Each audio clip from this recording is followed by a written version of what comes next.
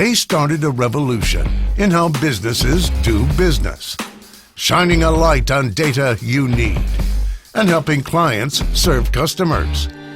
From humble beginnings, can the story of Salesforce reach new heights? Every year we come out to San Francisco for Salesforce's annual Dreamforce conference. Dreamforce used to be a major confab for everything related to the cloud. But as Salesforce's customer base has grown by leaps and bounds, this conference has become one of the most important events of the year for all things tech, including disruptions that must be addressed by companies like Salesforce so millions aren't left behind by technological advances. You know why Salesforce has been such an unstoppable juggernaut? Because in recent years, their customer relations management software has gone from something companies want so they can get ahead to something companies need just to avoid getting left behind. That's what makes Salesforce the most regal of our cloud kings.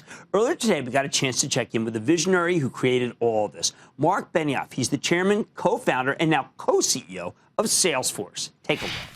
Marc, I come every time to Dreamforce. Got 171,000 every time. It's more. I have a different vibe this year. It seems like you're going less toward trade show, more toward an institutional view of education, helping people. Jim, 171,000 people here in San Francisco, 10 million people joining us online. This is the industry's largest conference. It's a networking event. It's an educational opportunity.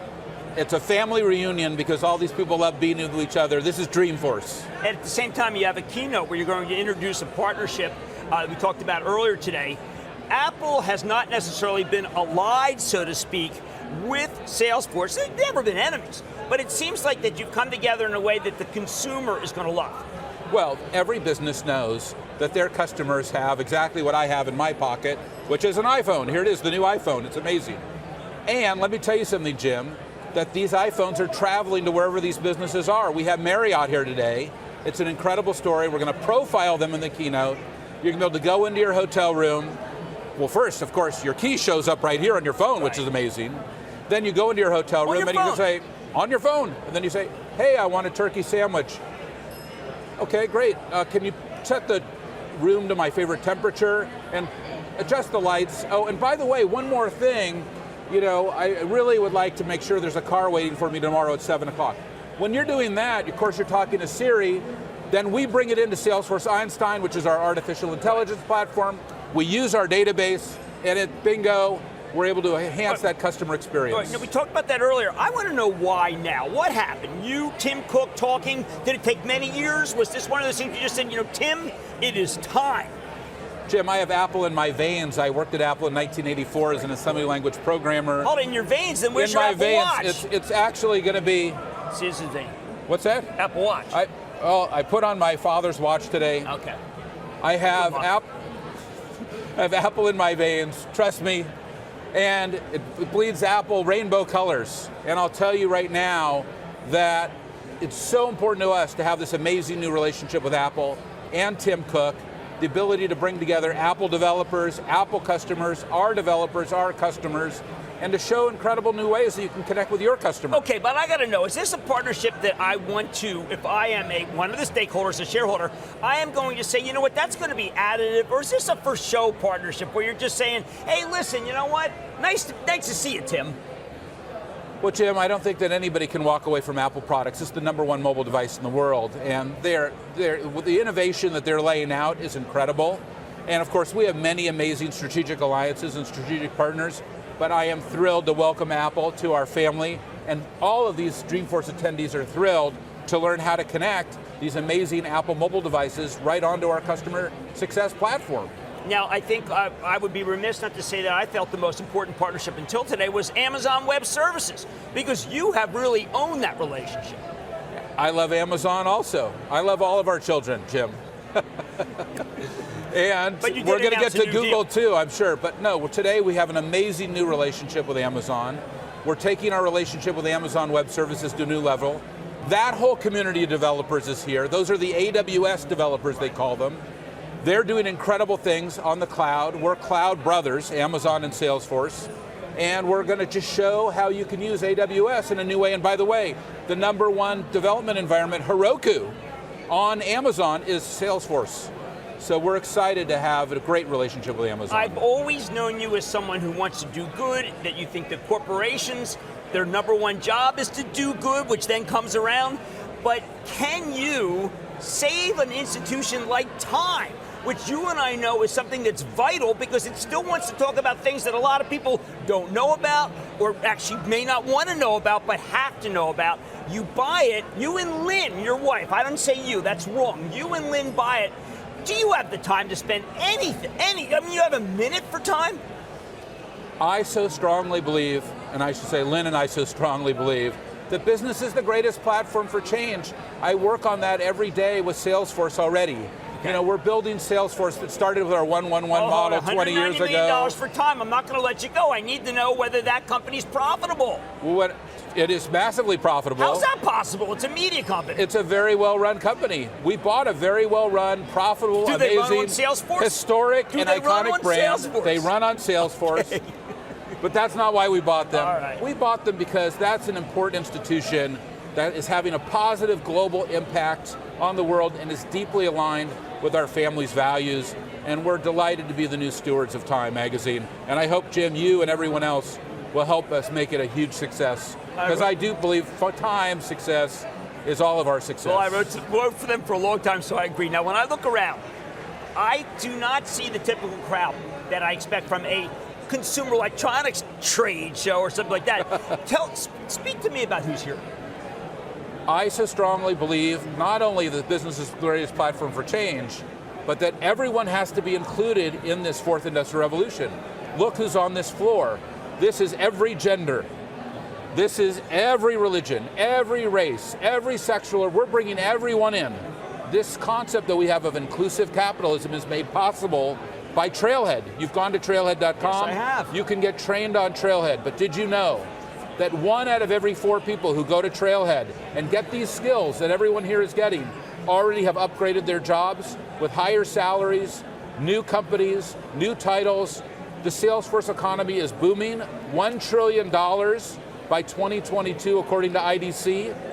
That's amazing. That is why these people are here. That's why this show sold out day one that we announced it a few months ago.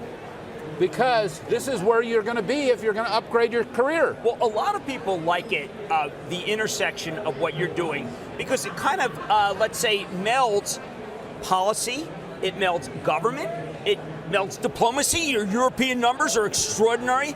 I want to try to understand whether the fourth industrial revolution includes business taking the parts that we used to expect government to do in terms of the public welfare. When I went to business school, they said, focus on your shareholder. Mark, the business of business is business. That no longer applies. We have to erase that from our history books. The business of business is improving the state of the world. We all know that. And that means you can't just manage for your shareholders, you're managing for all your stakeholders. And Jim, you've seen our stock chart since we've been public in 2004 to today.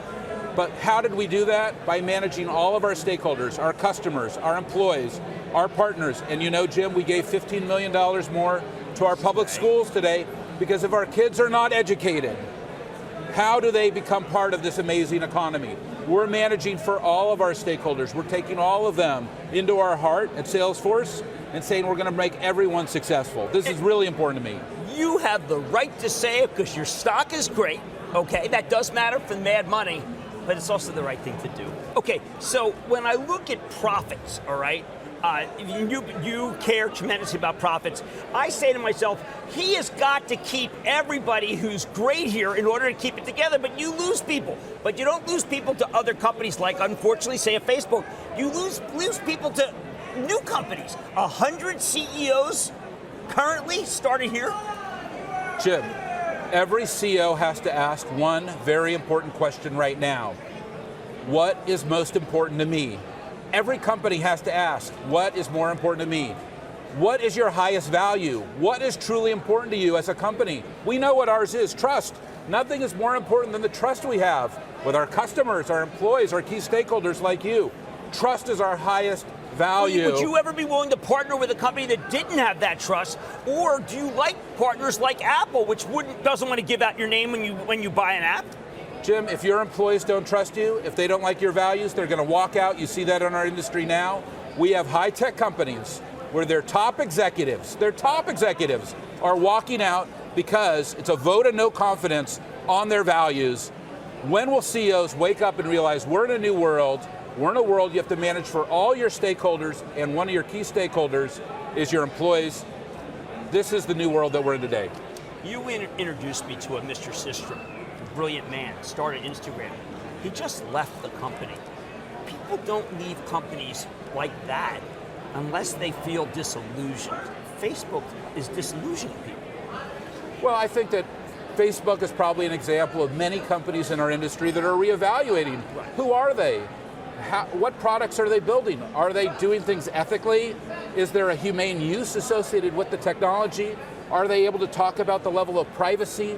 You know, we have given a huge amount of our power to so many technology companies. That's why there is a discussion now in Washington, D.C. about regulation. Should they be regulated? Not just Facebook, but every company. Now, you know, at the World Economic Forum, I called for the regulation of Facebook. Yes, you did. Because I said, that's right. Yes, you did. Because I said that they lost my trust because of how they've handled their privacy scandal. They are in a crisis of trust. Facebook is still in that crisis of trust.